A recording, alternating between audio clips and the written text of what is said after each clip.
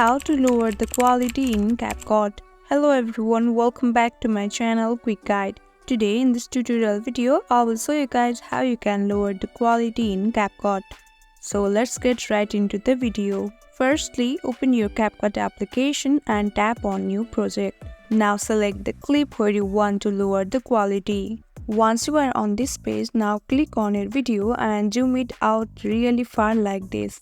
Once you do that, now export the video by simply clicking on this little icon at the top right corner. Once the video is exported, again go to the project and tap on overlay. Again click on add overlay and select that video you have just exported. Now zoom the video so that it can fit the screen like this. So there you have it. In this way you can make the lower quality in Capcut.